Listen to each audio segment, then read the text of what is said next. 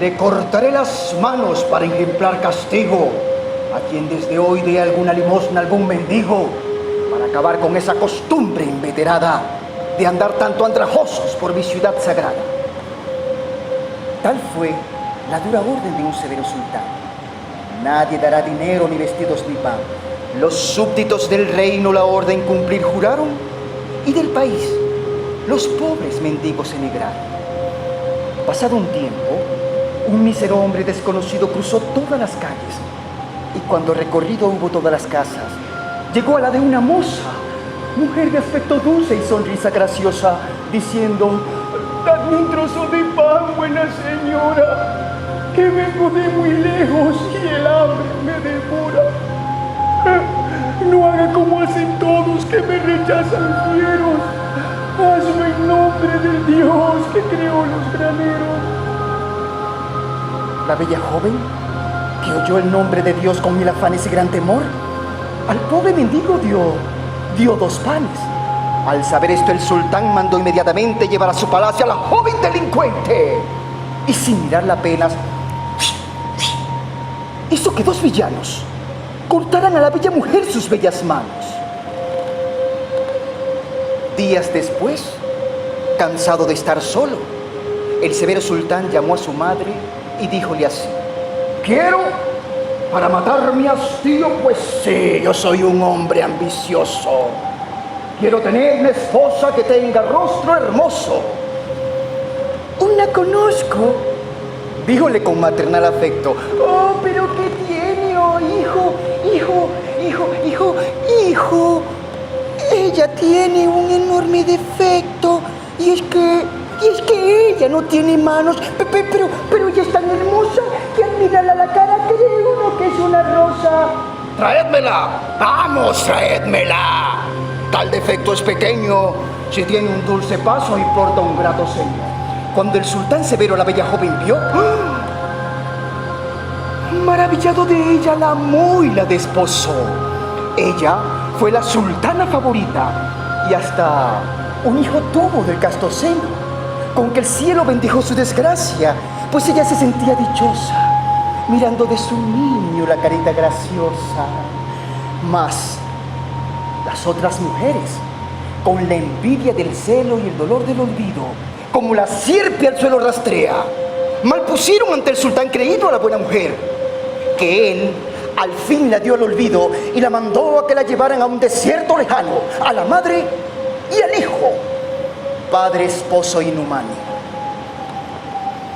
Con el niño en la espalda y buscando agua pura, hasta un frío pozo de honda linfa oscura ella llegó, y a él asomándose para beber ansiosa, sintió que al frío pozo rodó su carga hermosa. Ella gimió y lloró dolida, y cuando loca quiso arrojarse, 2 hombres llegaron de improviso, y uno le dijo: «¡Ey! ¿Qué vas a hacer, desgraciada? Sacaremos tu niño, mujer desventurada». Y entre tanto los hombres doblaban sus rodillas y una oración alzaban al cielo. ¡Oh, maravilla! Sano y salvo del agua el niño fue saliendo, a los hombres mirando y a la madre sonriendo. Y replicó uno de ellos: «A quien cortó tus manos, en vida las 2 suyas tragarán los gusanos. Mas las tuyas, sufrida mujer, no quieres verlas, porque un día fuiste buena, hoy vas a tenerlas». Y entre tanto los hombres de rodilla oraban, sobre los 2 muñones las manos retoñaban, y se vieron tan blancas las manos de aquella mujer, se vieron tan ligeras, que ella dijo: Dios, son estas mejor que las primeras. Mas, ¿quiénes sois vosotros?, repuso agradecida, que 2 bienes tan grandes hacéis hoy a mi vida. Y respondió uno de ellos con voz de dulce amigo: nosotros somos los 2 panes que le diste al mendigo.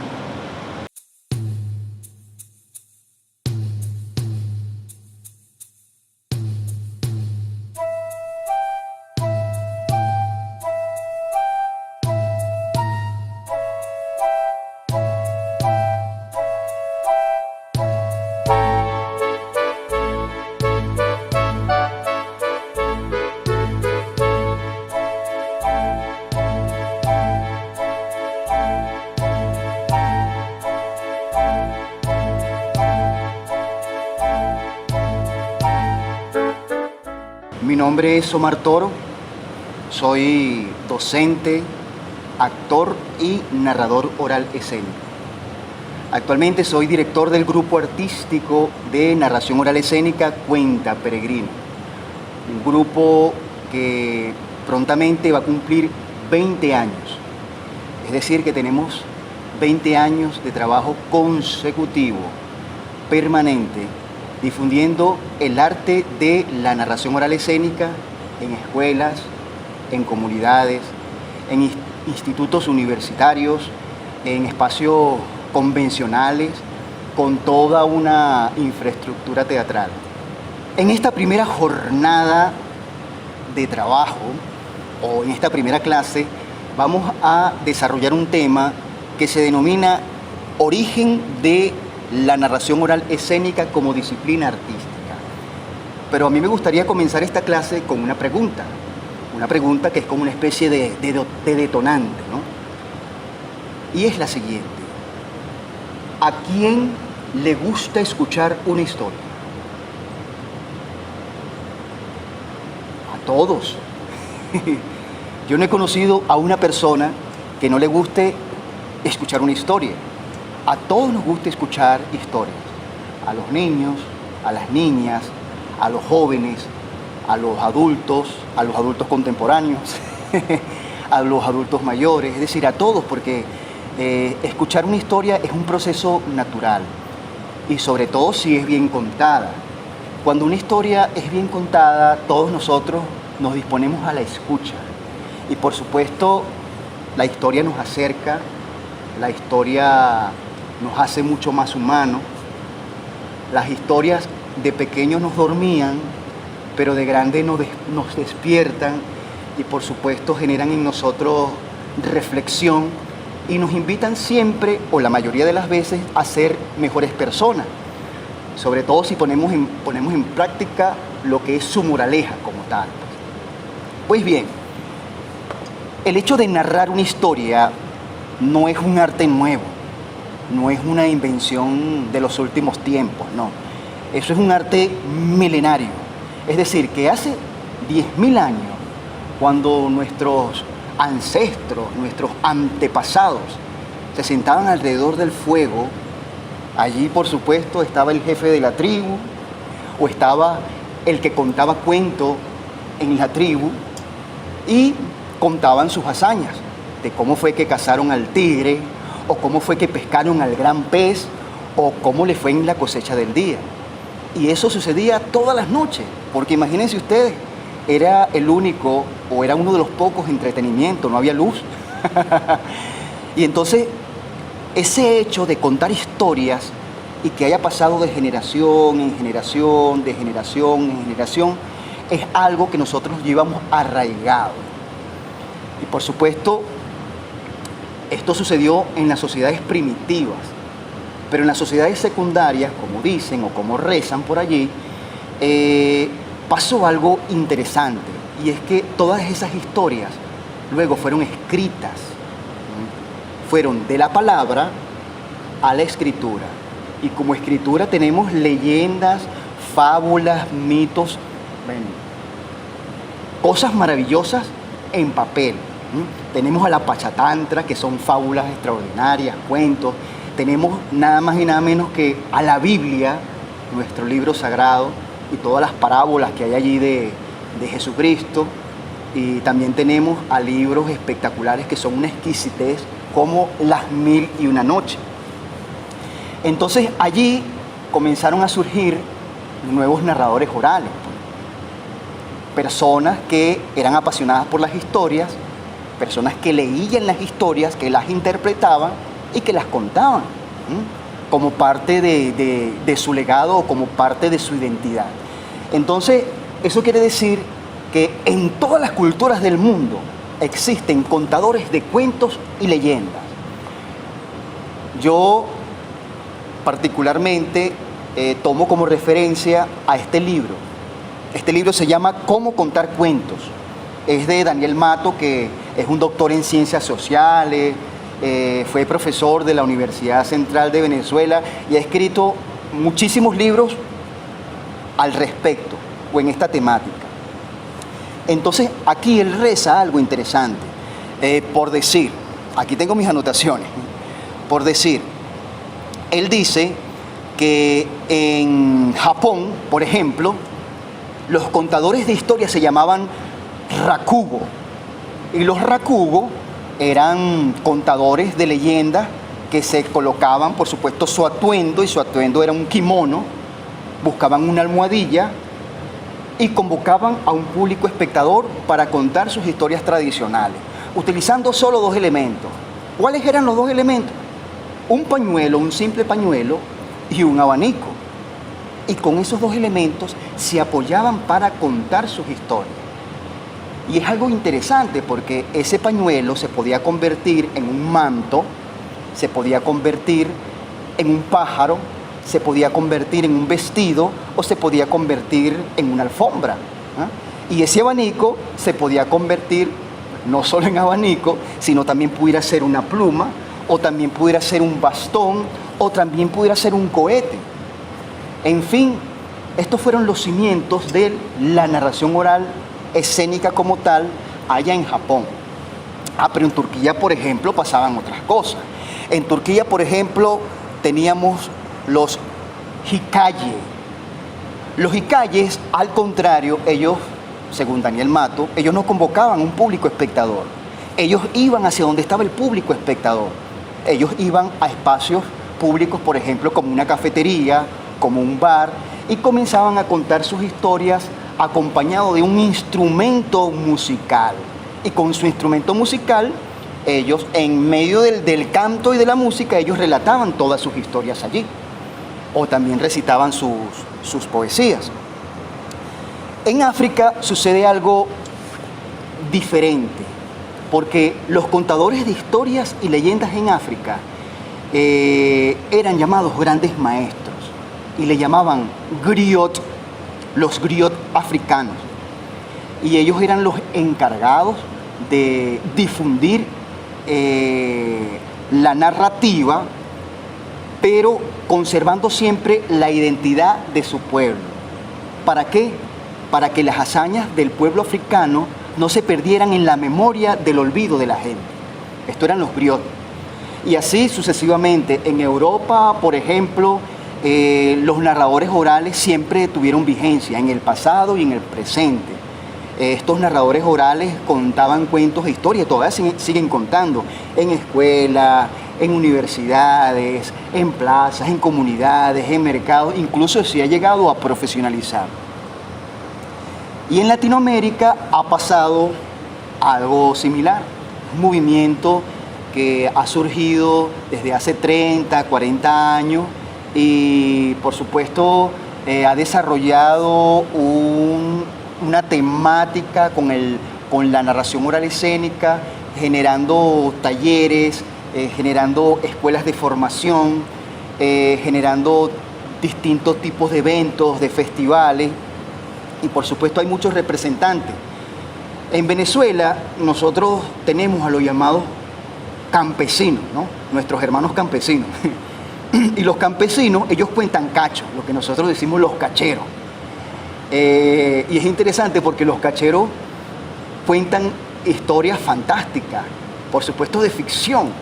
Una historia puede durar 2 minutos, 3 minutos, 5 minutos, 10 minutos. Y pueden decir, ya va un momento, voy al baño, y después siguen contando cuentos e historias, ¿no? Es muy particular el tema de los cacheros. Sobre todo, ellos se reúnen donde hay eventos y celebraciones. Y un espacio interesante para contar los cachos es en los velorios. En los velorios, para ellos, es el espacio ideal para contar todas sus hazañas que eran inventadas por ellos. Pues. Entonces, eso es un poco lo que es el tema del narrador oral como tal en las diferentes culturas. Cada cultura, cada continente, cada país tiene una forma de contar historias. Es decir, estos narradores orales tienen su propia forma y su propia expresión al momento de narrar una fábula. Ahora bien, ¿cuál es el origen de la narración oral escénica como tal? Porque hasta ahora hemos escuchado narradores orales cuentistas, cuenteros, fabuladores. Pero el narrador oral escénico como tal, ¿cuándo nace? He allí la pregunta.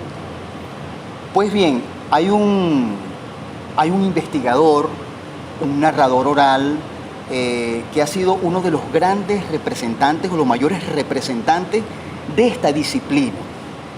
Y se llama Francisco Garzón Céspedes, y él es un hermano cubano. Él, en su discurso, él te plantea algo interesante. Cuando se pasa a ser cuentacuento a ser narrador oral escénico.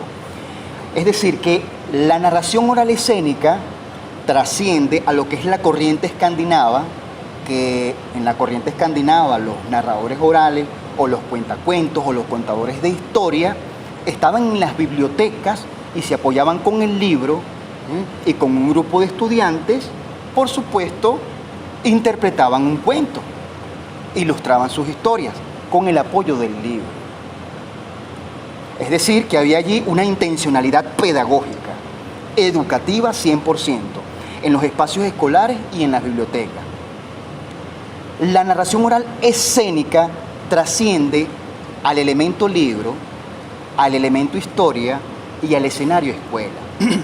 ¿Por qué? Porque, según Garzón Céspedes, la narración oral escénica es un acto de comunicación donde el interlocutor, es decir, esa audiencia que está escuchando, participa en la construcción de la historia, sumándose un elemento nuevo, que es un escenario, es decir, lo que es la dimensión estética como tal. Cuando hay un escenario, cuando hay un atuendo, cuando hay elementos, objetos que pueden migrar de una cosa u otra, y hay un público que se convoca, esa es la dimensión estética que habla Francisco Garzón Céspedes. Y allí comienza, por supuesto, toda una serie de discusiones sobre qué es la narración oral escénica y qué es el hecho teatral, sin el menoscabo de este arte milenario, por supuesto, con todo el respeto de lo que es la simbología teatral, el lenguaje teatral o el arte teatral. Pero diferencia bien qué es teatro y qué es narración oral escénica. Ahora bien, tenemos grandes representantes en todo el mundo de lo que es la narración oral escénica, pero a mí me gustaría compartir con ustedes unos de los representantes que yo más sigo, pues que leo sobre ellos, de lo que escriben, de lo que hacen. Por ejemplo, Daniel Mato, el escritor de este libro, Cómo contar cuentos e historias. Él aquí en la primera parte del libro habla un poco teóricamente de cómo evolucionó el tema de la oralidad, de la narración oral, y explica de una manera sencilla y sucinta cómo se debe contar un cuento, o cómo él sugiere contar cuentos e historias a todo tipo de público, es decir, a las maestras y a los maestros de las escuelas, a narradores orales que se están iniciando o también actores profesionales. Desde su experiencia le da como elementos fundamentales para que ellos, o herramientas para que ellos puedan aplicar el cuento, bien sea como cuentacuentos o bien sea como narradores orales escénicos. Entonces él es Daniel Mato. Francisco Garzón Céspedes, por supuesto, lo he estado siguiendo muchísimo, leo la mayoría de las cosas que escribe y veo también los cuentos que narra. No tengo la oportunidad de conocerlo, pero sí tengo amigos que han tenido contacto con él y han estado formando parte o siguiendo sus lecciones en una escuela que él fundó, que se llama la Cátedra Iberoamericana Itinerante de la Narración Oral Escénica. Hay otro autor que se llama Marcos Balliani, que es un investigador, narrador oral escénico como tal, que es italiano, que también es muy bueno y me han hablado muy bien de él. Conozco poco de él, pero sí me han hablado muy bien del trabajo. Y por supuesto Ana María Bobo, que es una narradora oral por excelencia. Ella forma parte de del grupo de narradores orales de allá de Buenos Aires, allá en Argentina. Todos ellos han trabajado en lo que es el Centro Latinoamericano de Creación e Investigación Teatral, el CELSI como tal. Y uno de los autores, de los narradores, actores, que también ha estado en el CELSI, que fue mi maestro, se llama nada más y nada menos que Carlos Genovese. Con Carlos Genovese, bueno, tuve la oportunidad de formar parte de un taller llamado Narración Oral para Actores de Teatro. Asimismo, se han fundado muchas escuelas, muchos talleres relacionados con la narración oral escénica como tal. Por ejemplo, tenemos a la que fundó Francisco Garzón Céspedes, que es la Cátedra Iberoamericano Itinerante de la Narración Oral Escénica. Él ahorita está radicado allá en España y desde allá difunde este arte o esta disciplina. También tenemos a la Escuela del Relato de Valparaíso. Es una escuela que fundó y que difunde, promociona nuestro querido amigo y hermano Carlos Genovese. Y una escuela en Argentina también que se fundó, que se llama Club de Narradores Orales del Instituto Suma. Eso fue hace muchísimos años. Y aquí en Venezuela también hay distintos talleres, escuelas que se han creado pero que han dejado de existir también. Y bueno, lo cierto es que hay un movimiento de narradores orales importante, no solo en toda Latinoamérica, sino también en todo el mundo. Y les voy a dejar esta pregunta. ¿Es la narración oral un hecho escénico? Aquiles Nazoa, 100 años. De humor y amor.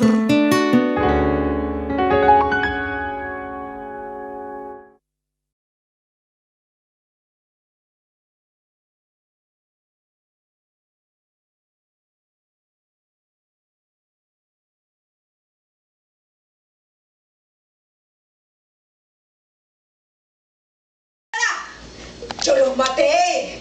Sí, yo los maté. Tenía que vengar la conspiración que le hicieron a mi Bolívar. Pero le salvé la vida. Y si tuviera que vivir 1000 veces más para hacerlo, yo lo haría. ¡Váyanse, malditos cobardes! ¡Váyanse! ¡Váyanse! ¡Dios mío!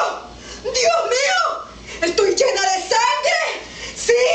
¡Tengo las enaguas llenas de sangre! Pero con la cara reluciente. Acabo de parir un hijo al Libertador. Pero, ¿dónde está mi hijo? ¿Quién me lo ha robado? ¿Quién se lo ha llevado? Seguramente fueron los soldados. Seguramente me quedé dormida y ellos se metieron por la ventana de mi balcón. Ellos se lo llevaron. Y ahora, ¿qué le digo a mi Libertador si es su hijo? ¡Nuestro hijo!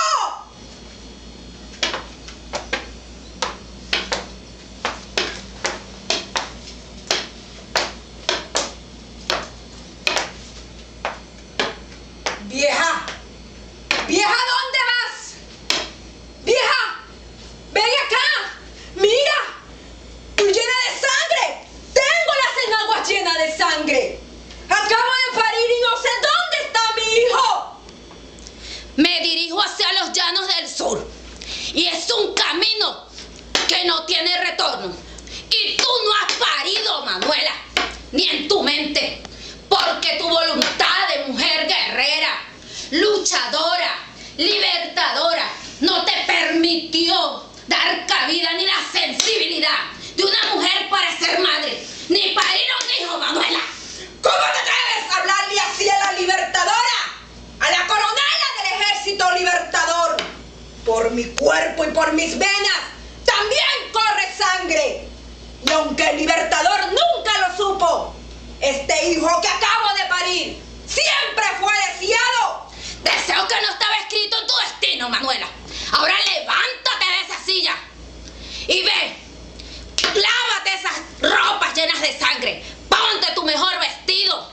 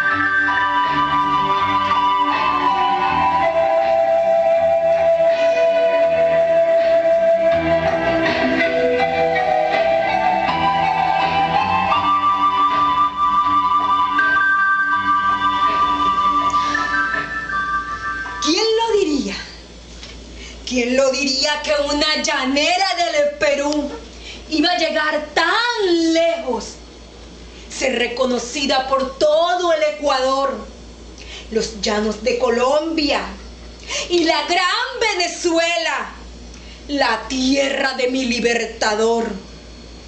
Yo iba a ser reconocida en todos los continentes.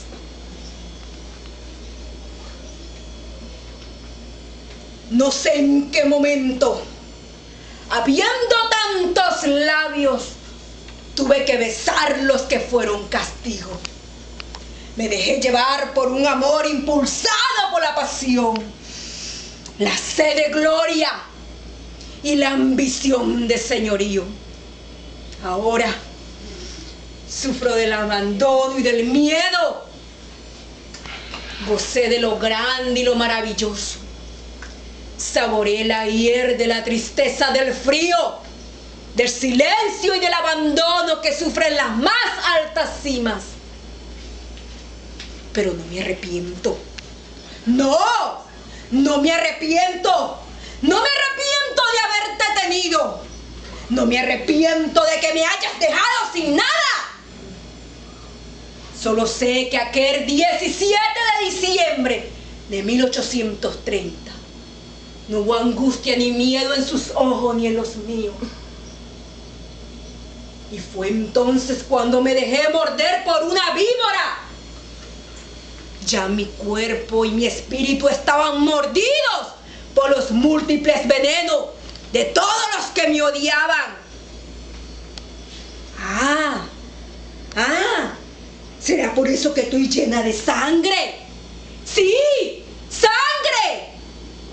Pero, ¿para qué me importa vivir si mi vida de heroína y de generala se ha desplomado en un abismo? ¡Mi imperio! ¡Mi gloria! ¡Mi amor! ¡Mi felicidad y fortaleza! ¡Todo se derrumbó! Solo sé, y me queda la esperanza, es de reencontrarme con mi libertador, Simón Bolívar, y eso nunca morirá.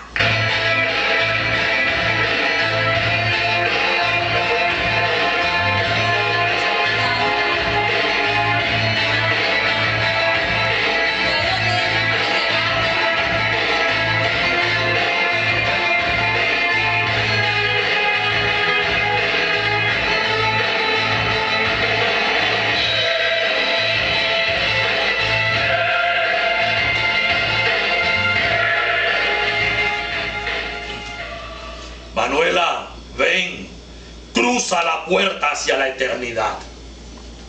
¿Es la voz de Bolívar? Sí, es la voz de mi Bolívar. ¡Bolívar! ¡Bolívar, allá voy! ¡Allá voy!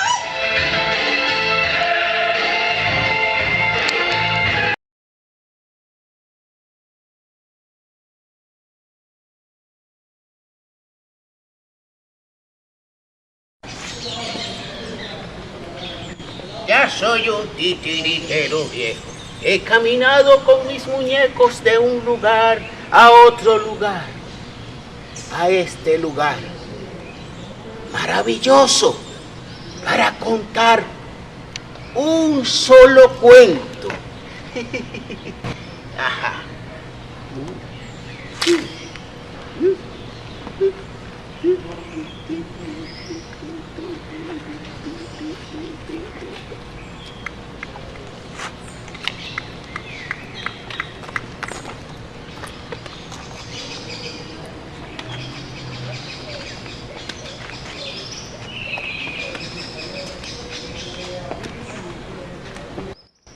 Yo conocí un río que no tenía orilla. Era ancho como una laguna. Un día quiso ser otra cosa. Y se metió por el hueco de una aguja. Y se puso finito, finito, finito, tan fino como un hilo de agua azul húmeda. ¿Y saben para qué? ¿Y saben para qué? ¿Y saben para qué? Para hacerle un vestido a la lluvia.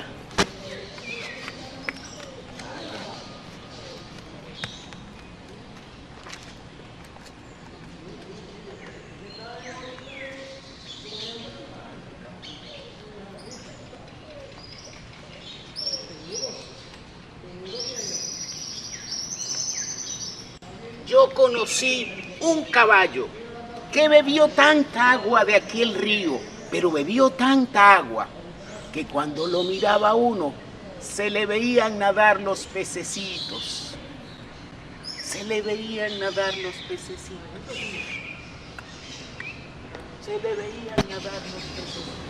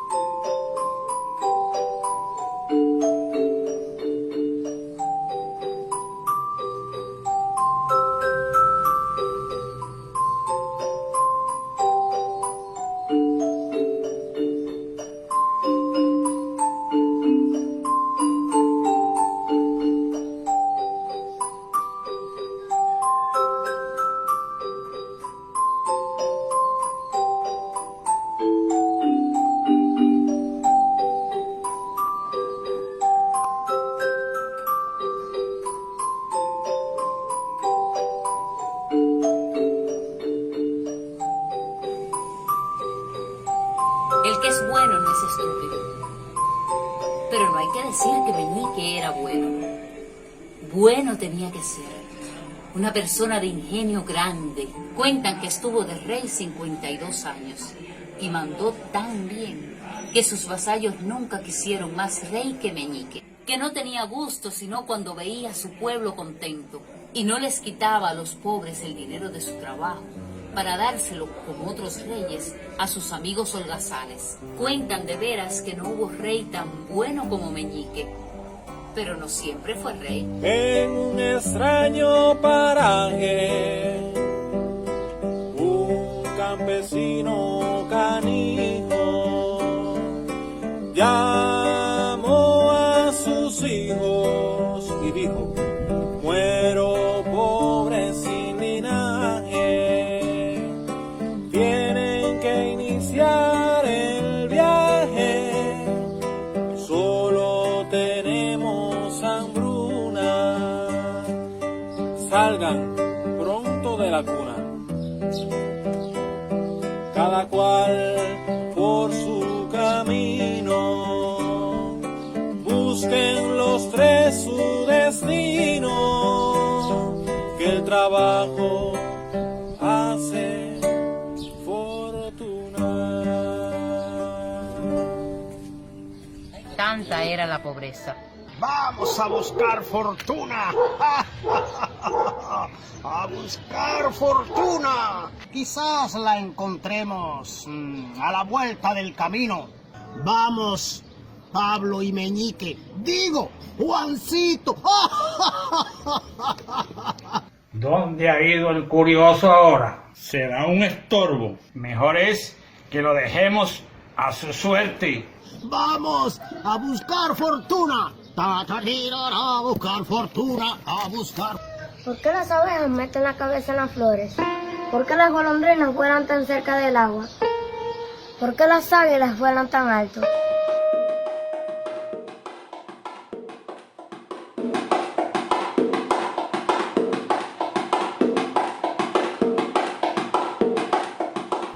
Buenos días. ¿No está cansada de estar solita cortando ese viejo leño? Hace mucho tiempo, hijo mío, que estoy esperando por ti.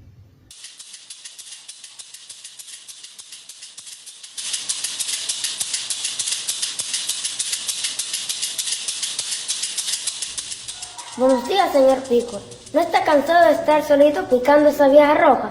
Hace mucho tiempo, hijo mío, que estoy esperando por ti.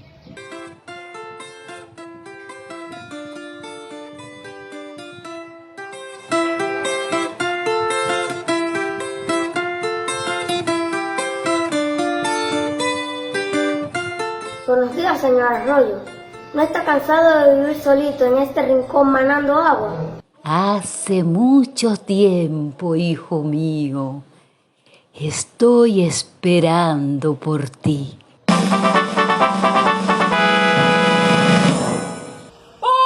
¡Atención!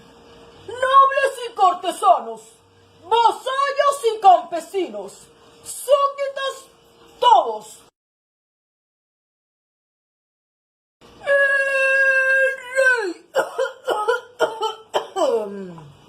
Como buen rey que es, ofrece la mitad de su reino, 4 sacos de dinero, duro, y la mano de su hija, la princesa, aquel que logre cortar el terrible y monstruoso roble que ha crecido frente al palacio, y que abra en las rocas un pozo para el agua. He dicho. El rey, como buen rey que es, bla bla bla bla bla, etcétera, etcétera, etcétera, manda a cortar las orejas a quien intente talar el árbol y abrir el paso y falle en su intento.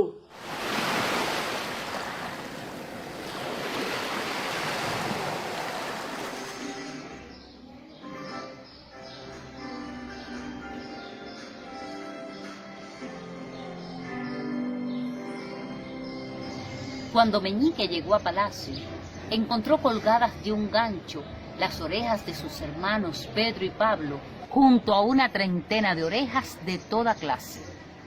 Señor rey, tengo derecho a probar suertes como todos, así sean cortadas mis orejas. La palabra de un rey es sagrada, la palabra de un hombre es ley. Corta, hacha, corta. Pica, pico, pica.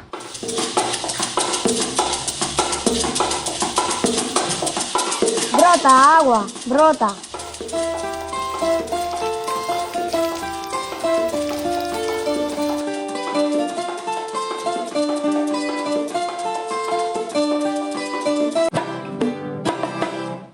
Corta, ya corta. Pica, pico, pica. Brota, agua, brota.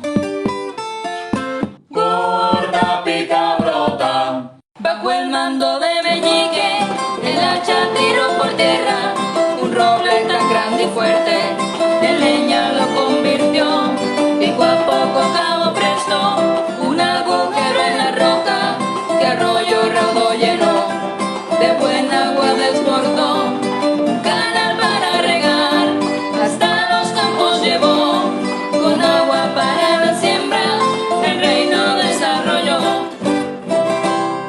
Corta, ya corta. Pica, pico, pica. Brota, agua, brota. Corta, pica, brota.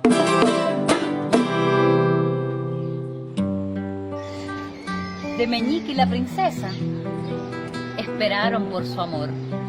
Es historia de candor que narraré en otro intento. Por adelanto les cuento que el pueblo no claudicó, por derecho proclamó, porque voz de pueblo es ley, a Meñique como rey, y muy bien que gobernó.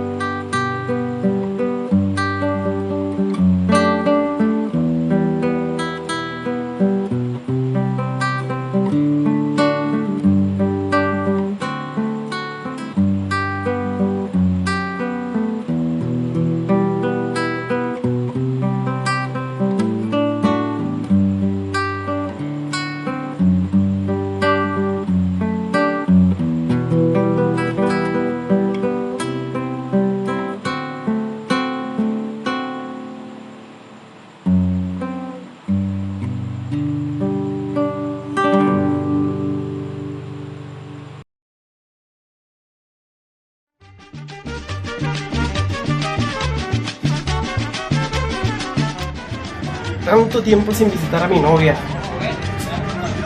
Ojalá que doña Rosa no se ponga con cuestiones.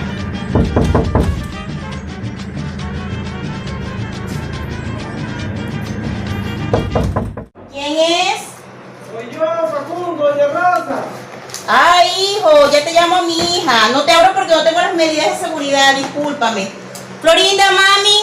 Sí, mi mamá. Llegó tu novio, mi amor. Voy. Florinda, ya sabes las medidas de seguridad. Sí, mamá. Mami viene de la calle, no sabemos quién tiene el virus. Está bien, recuerda que mamá. tienes tapabocas para toda ocasión. Mucho cuidado, las Está medidas de bien. seguridad, mi amor. Hola. Hola, ¿cómo ¿Cómo estás? estás? Pasa adelante, siéntate. Gracias. Tanto tiempo esperando para verte. De verdad que sí. Mi amor, ¿y por qué te sientes tan Bueno, tan tú lejos? sabes cómo es mi mamá con las medidas de seguridad. Siéntate aquí, no importa tú. De todas maneras, esa ya no creo que salga. Está bien, tienes razón. 90 días esperando este momento para verte y de nada me siento como un poquito emocionado y nervioso.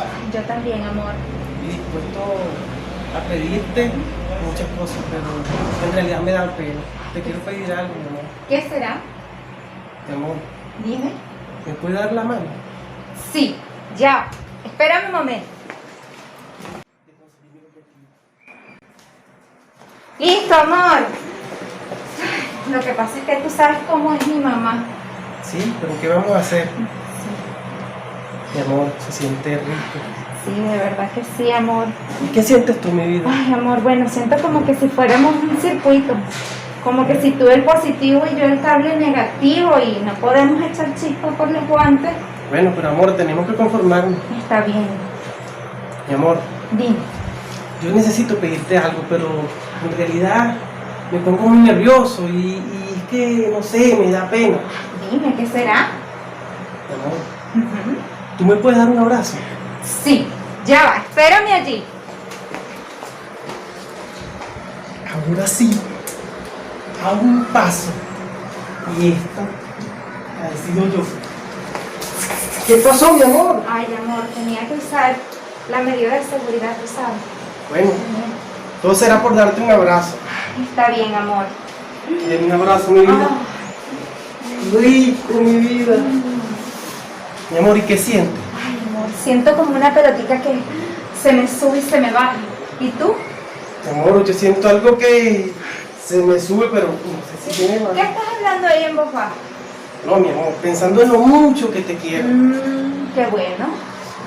Es que tanto tiempo que de novio y he esperado mucho para pedirte esto que te voy a pedir ahora y me siento muy nervioso. ¿Qué será? Bueno, soy toda tuya. Me tienes temblando. Dime. Mi amor, ¿Ah? ¿me puedes dar un beso? ¿Qué? Yo este tapabocas no me lo quito hasta que nos casemos. ¿Oíste? Pero Florinda, dámelo aunque sea con tapabocas.